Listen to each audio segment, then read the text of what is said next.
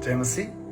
यहाँलाई म मर्कुसको 10 अध्यायको 46 देखि 52बाट केही कुराहरू बताउँदैछु। एउटा घटना छ। येशू चाहिँ एरियोमा आउनुहुन्छ र उहाँ चेला र भिड सँगसँगै त्यो एरियोबाट भएर निस्केर जाँदै गर्दाखेरि बाटोको छेउमा एउटा तिमै भन्ने व्यक्तिको छोरा बार तिमैले चाहिँ भिख मागिरहेको हुन्छ। अनि उसले चाहिँ जब त्यो भिड त्यहाँबाट गइरहेको कुरा सुन्छ अनि उसले सोच्छ यो के हो। अनि त्यो भिडले के भन्छ भने नासरतका येशू यही बाटो भएर जाँदै हुनुहुन्छ। जब उसले त्यो सुन्छ उसले के भन्छ भने हे येशू दाउदका पुत्र म माथि दया गर्नुहोस्। अनि भिडले चाहिँ उसलाई हप्काएर चुप्लाक भन्छ। अनि उसले झन् चर्को स्वरले कराएर के भन्छ भने दाउदका पुत्र हे दाउदका पुत्र म माथि दया गर्नुहोस् भनेर भन्छ। अनि येशू टक्क अडिनुहुन्छ र भन्नुहुन्छ त्यसलाई बोलाऊ। अनि मानिसहरूले के भन्छन् भने ढाडस गर उहाँले तँलाई बोलाउँदै हुनुहुन्छ। अनि जब ऊ चाहिँ त्यो सुन्छ उसले आफ्नो खास्टो फाल्छ र येशू कहाँ जुरुक्क उठेर येशू कहाँ चाहिँ जान्छ। अनि येशूले भन्नुहुन्छ तिमी के चाहन्छौ म तिम्रो निम्ति के गरौँ। अनि त्यो अन्धो मानिसले के भन्छ भने रब्बी म दृष्टि पाऊँ। अनि येशूले त्यसलाई भन्नुहुन्छ तिम्रो बाटो लाग तिम्रो विश्वासले तिमीलाई निको पारेको छ। अनि तुरुन्तै त्यसले दृष्टि पाउँछ र बाटोमा ऊ येशूको पछि पछि लाग्छ। अब हामी यो घटना देख्दै गर्दा हामीले यहाँनिर केही कुराहरूलाई विचार गर्नुपर्छ। यो एरियो सहर हामीले पुरानो करारमा पनि एकदमै महत्त्वपूर्ण सहरको रूपमा देख्छौँ। नयाँ करारमा पनि यसको ठुलो भूमिका छ। हामी यहाँ यसोको धेरै सेवकाईको कुराहरू हामी देख्न सक्छौँ। धेरै मानिसहरूको जीवन चाहिँ एरियोमा परिवर्तन भएको कुराहरू पनि हामी देख्छौँ। त्यो मध्येमा चाहिँ एउटा बारतिमै भन्ने अन्धो भिखारी हो। जब भिडलाई उसले सोध्छ यो के हो तब उसले चाहिँ के उत्तर पाउँछ भने नासरतका येशू यो बाटो भएर जाँदै हुनुहुन्छ। अब यहाँनिर हामीले ख्याल गर्नुपर्ने कुरा के हो भन्दाखेरि जब उसको कानले नासरतका येशू सुन्छ उसले चाहिँ के भन्छ भने दाउदका पुत्र भन्ने कुराको वाक्य आफ्नो मुखबाट निकाल्छ। यो एउटा अनौठो कुरा हो। अब हामीलाई यत्तिकै सोच्दै गर्दाखेरि त हामीले साधारण तरिकाले लिन सक्छौँ होला। तर जब उसले दाउदका पुत्र भन्छ उसले चाहिँ धेरै रहस्यमय कुराहरू बताइरहेको हुन्छ। त्यो कुरा के हो हामी एकछिनपछि हेर्नेछौँ होइन त। अनि जब उसले चाहिँ दाउदका पुत्र भन्ने कुरा आफ्नो मुखबाट निकाल्छ भिडले चाहिँ उसलाई के भन्छ भने चुप्लाक भनेर गाली गर्छन्। किन चुप्लाक भनेर गाली गर्छन् त? किनकि यसलाई बोलाउनु त समस्या थिएन नि त। उसले त दृष्टि पाउन सक्थ्यो नि त। तर भिडले चुप्लाक भनेर गाली गर्छन्। अनि जब भिडले चुप्लाक भनेर गाली गर्छ ऊ चाहिँ झन् चर्को स्वरले कराएर के भन्छ थाहा छ? हे दाउदका पुत्र म माथि दया गर्नुहोस् भनेर उसले चाहिँ झन् चर्को स्वरले कराउँछ। अब उसले के भन्न खोजेको थियो? दाउदका पुत्र भनेर किन भनेको र मानिसहरूले दाउदका पुत्र भन्दै गर्दा उसलाई चाहिँ किन चुप लाग्न भनेर भने त? हामी यो कुरा चाहिँ दोस्रो शमूएल 7को 12 देखि 16मा पाउँछौँ। तपाईँहरूले म सँगसँगै यो खण्ड पल्टाउन सक्नुहुन्छ।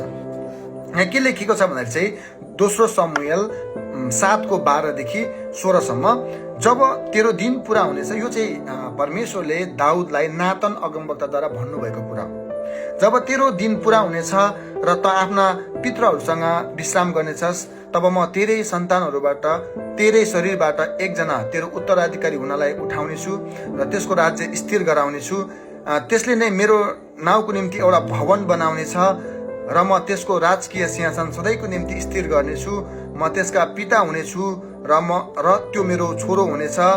त्यसले अधर्म गर्यो भने मानिसको लट्ठीले म त्यसलाई सजाय दिनेछु र मानिसहरूद्वारा त्यसलाई कोर्राबाजीको प्रहार गर्नेछु। तर मैले मेरो प्रेम साउलबाट हटाए झै जसलाई मैले तेरो बाटोदेखि पन्छाए म मेरो प्रेम त्यसदेखि कहिल्यै हटाउने छैन। तेरो घरना र तेरो राज्य मेरो सामुन्ने सधैँभरि रहिरहनेछ र तेरो सिंहासन सदा सर्वदाको लागि स्थिर हुनेछ।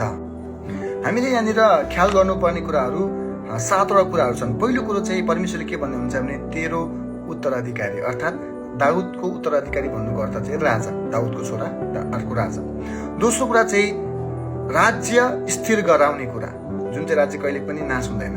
अर्को कुरा एउटा भवन बनाउने छ। अब हेर्नुहोस् है यो भवन चाहिँ के हो भन्दाखेरि चाहिँ सोलोमनले यरुशलेमको मन्दिर बनाए। अब यसोले त्यो अर्कै भवनको कुरा गर्दै हुनुहुन्छ। तपाईँलाई याद हुनुपर्छ यो भवनलाई भत्काइदेऊ यस मन्दिरलाई भत्काइदेऊ र म यसलाई 3 दिनमा फेरि स्थापना गर्नेछु। अनि अर्को कुरा चाहिँ राजकीय सिंहासन सधैँको निम्ति स्थिर हुनेछ। चौथो कुरा। पाँचौँ कुरा म त्यसको पिता हुनेछु र छैटौँ कुरा चाहिँ कोर्राबाजीले अर्थात् मानिसको कोर्राबाजीले म त्यसलाई प्रहार गर्नेछु र सातौँ कुरा चाहिँ त्यसका तेरो घरना र राज्य सधैँको निम्ति स्थिर राख्नेछु। अब यो कुरा सोलोमनलाई हेऱ्यो भने हामी सोलोमनमा चाहिँ आंशिक रूपमा पुरा भएको देख्छौँ भने येशू ख्रीष्टमा आएर यो चाहिँ सम्पूर्ण कुरामा सम्पूर्ण एउटा पनि कुरा बिन्दु नहटिकन येशूमा आएर चाहिँ यो पुरा भएको छ। अब हामी फेरि मर्कुसको पुस्तकमा जाउँ। अब यहाँ जब उसले चाहिँ नासरतका येशू भन्ने सुन्छ बार्तिमाईले, उसले चाहिँ के बुझ्छ भने अगमवक्ताहरूले धेरै लामो समय अगाडि अगमबाडी गरेको नासरतका येशू जो आउनेवाला मसीह हुनुहुन्छ, दाउदको घरानाबाट आउने राजा हुनुहुन्छ अनि सदा सर्वदाको निम्ति सिंहासनमा राज्य गर्ने व्यक्ति हुनुहुन्छ भन्ने कुरा उसले चाहिँ बुझ्छ। अरू भिडले त्यो बुझ्दैन, तर उसले बुझ्छ। अब त्यस कारणले गर्दा यो सामान्य चान्चुने व्यक्ति होइन रहेछ। त्यस कारणले गर्दा जब उसले चाहिँ दाउदका पुत्र भनेर भन्छ, उसले चाहिँ यो दोस्रो शमूएलको 7 अध्यायमा भएको कुरालाई घोषणा गरिरहेको हुँदो रहेछ। त्यस कारणले गर्दाखेरि चाहिँ भिडले चाहिँ उसलाई के भन्दैछ, चुपलाक भनेर भन्दैछ। किनभने त्यहाँ पक्कै पनि कोही चाहिँ रोमीहरूको पक्षमा काम गर्ने व्यक्तिहरू, रोमी सिपाहीका केही मानिसहरू, जासुसहरू, अनि त्यसपछि फरिसीहरू, सदुकीहरू हुन सक्छन्, जसले चाहिँ येशूलाई चाहिँ न त राजा मान्थे न त मसीह मान्थे, केही कुरा पनि मान्दैनथे। यतिसम्म भन्थे कि उनीहरू चाहिँ यसुलाई मार्नलाई चाहन्थे होइन, यसुलाई चाहिँ कसरी फसाउने भन्ने उनीहरूको दिमागमा थियो। पक्कै पनि उनीहरूले त त्यो बार्तिमाईलाई चाहिँ गाली गरिहाल्छन्, किनभने उसले त यसुलाई त राजा भनेर घोषणा गर्दैछ। अनि जब उसले चाहिँ यसुलाई बोलाउँदैछ नि, उसले चाहिँ के भन्छ थाहा छ, म राजालाई बोलाउँदैछु। अब विचार गर्नुहोस्, एउटा राजाको उहाँ कोही व्यक्ति जाँदै गर्दा उसलाई कस्तो फिलिङ हुन्छ होला, अनि राजाले बोलाउँदै गर्दाखेरि उसलाई कस्तो फिल हुन्छ होला। अनि उसले चाहिँ के गर्छ भने जब त्यो राजा अर्थात् उसले बुझेको राजा येशू कहाँ ऊ जान्छ अनि उसले चाहिँ आफ्नो खास्टो फाल्छ। अब हामीले यहाँनिर विचार गर्नुपर्ने कुरा छ, यो खास्टो उसको लागि महत्त्वपूर्ण थियो। किन महत्त्वपूर्ण थियो भन्दा ऊ एउटा अन्ध मान्छे, बाटोमा भिख माग्ने मान्छे, उसको लागि त्यो एउटा सहारा थियो। किन सहारा थियो भन्दाखेरि चाहे त्यो हुरी बतासमा होस्, चाहे त्यो जाडोमा होस्, चाहे त्यो गर्मीमा होस्, ओढ्नको लागि होस्, चाहे सुत्नको लागि होस्, उसको लागि एउटा त्यो सहारा थियो खास्टो। जब येशूले बोलाउनुहुन्छ, उसले त्यो खास्टो उसको सहारालाई फालेर येशू कहाँ जान्छ। अब हामीले यो कुरालाई चाहिँ फेरि एउटा महत्त्वपूर्ण तरिकाले बुझ्नुपर्छ, किनभने उसले चाहिँ आफ्नो पुरै सर्वस्व फालेर येशू कहाँ जाँदै गर्दा उसले के गर्दैछ भने नयाँ जीवन पाउँदैछ। त्यो नयाँ जीवन चाहिँ के हो भन्दा चाहिँ दृष्टि हो। ऊ अब येशूले उसलाई के गर्नुहुन्छ, दृष्टि दिनुहुन्छ, र जब उसले त्यो दृष्टि पाउँछ ऊ येशूको पछि पछि लाग्छ। अब हामीले विचार गर्नुपर्ने कुरा, त्यो बार्तिमाईले येशूलाई यसरी चिनेको थियो, कसै मानिसले पनि चिनिरहेको थिएन। जब उसले येशूलाई चिन्छ, येशूलाई विश्वास गर्छ, येशूलाई बोलाउँछ, अनि येशू उस कहाँ आउनुहुन्छ, येशू उस कहाँ आउनुहुन्छ अनि अथवा उसलाई बोलाउनुहुन्छ अनि ऊ येशू कहाँ आउँछ। अब हामीले यसलाई कसरी बुझ्नुपर्छ भने जब येशू कहाँ ऊ आउँछ, जब येशू उसको जीवनमा आउनुहुन्छ, उसको जीवन यसरी परिवर्तन हुन्छ अनि उसले चाहिँ आफ्नो पुरानो सर्वस्व फालिदिन्छ, आफ्नो पुरानो कुराहरूलाई फालिदिन्छ र नयाँ कुरा अपनाउँछ। कतिपटक हेर्नुहोस् है, मानिसको उसको लागि त एउटा त्यो खास्टो मात्र समस्या थियो। हाम्रो लागि खास्टो के हुन सक्छ त? अब हामी मानिसहरूको लागि, हामी यस समयका मानिसहरूको लागि धन सम्पत्ति खास्टो हुन सक्छ। हाम्रो मान, हाम्रो पढाइ, हाम्रो ओहदा हाम्रो लागि खास्टो हुन सक्छ, जसले हामीलाई येशू कहाँ जानबाट रोकिरहेको हुन्छ। हाम्रो श्रीमान श्रीमती, हाम्रो परिवार, हाम्रो आमा बुवा, हाम्रो छोराछोरी हाम्रो निम्ति खास्टो हुन सक्छ। हाम्रो छरछिमेकी, हाम्रो साथीभाइ हाम्रो निम्ति खास्टो हुन सक्छ, जसले चाहिँ हामीलाई हाम्रो पुरानै जीवनलाई ढाकिरहेको हुन्छ। जब हामी ती सबै कुराहरूलाई फाल्न सक्छौँ अनि हामी त्यो कतिखेर फाल्न सक्छौँ भने जब हामी येशूलाई चिन्छौँ, तब मात्र हामी त्यो फाल्न सक्छौँ। किनकि बार्तिमाईले पहिला त फालेको थिएन। जब येशूलाई चिन्यो नि, नासरतका येशू दाउदका पुत्र भनेर चिन्यो नि, तब मात्र उसले त्यो खास्टो फालेको। अगाडिसम्म त उसले त्यो खास्टोलाई अँगालेर ओढेरै बसिरहेको थियो।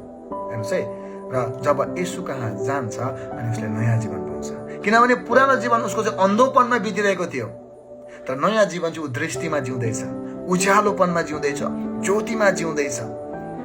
अनि जब ऊ ज्योतिमा जिउँछ तब उसले येशूलाई पछ्याउँछ। हामीले ख्याल गर्नुपर्ने चारवटा कुरा, जब उसले येशूलाई चिन्यो, येशूको वास्तविक रूपलाई चिन्यो। हेर्नुहोस् है, येशूलाई चिन्नु मात्र ठुलो कुरा होइन, येशूको वास्तविकतालाई चिन्यो, उसले आफ्नो पुरानो जीवनलाई छोड्यो। जब उसले आफ्नो पुरानो जीवनलाई छोड्यो, उसले नयाँ जीवन प्राप्त गर्यो। जब उसले नयाँ जीवन प्राप्त गर्यो, उसले चाहिँ येशूलाई पछ्यायो। पावलले के भन्छन् भन्दाखेरि मैले आफ्नो निम्ति जे पनि कुराहरू मूल्यको ठाने, ख्रिस्टको निम्ति मैले ती सबै कुराहरूलाई तुच्छ ठाने। प्रिजनहरू हामीलाई कतिपटक हाम्रो मान मर्यादा, हाम्रो घर, हाम्रो पेसा, हाम्रो छरछिमेकी, हाम्रो आफन्त नातागोता, कुल कुटुम्बका नामहरू, हाम्रो सबै धन सम्पत्तिहरू हाम्रो लागि चाहिँ येशूलाई छोड्न, येशूलाई पछ्याउनबाट, नयाँ जीवन पाउनबाट रोक्ने बाधा हुन्छ। तर जब हामी येशूलाई चिन्छौँ, हामीले त्यो सबै कुराहरू फाल्नु सक्नुपर्छ। जब हामी त्यो फाल्छौँ नि, तब मात्र हामीले नयाँ जीवन पाउँछौँ। अनि जब हामीले नयाँ जीवन पाउँछौँ, हामी जब ज्योतिमा हिँड्छौँ, तब हामीले येशूलाई पछ्याउनु पर्छ, किनभने हाम्रो अन्तिम भनेको चाहिँ यसुलाई पछ्याउनु।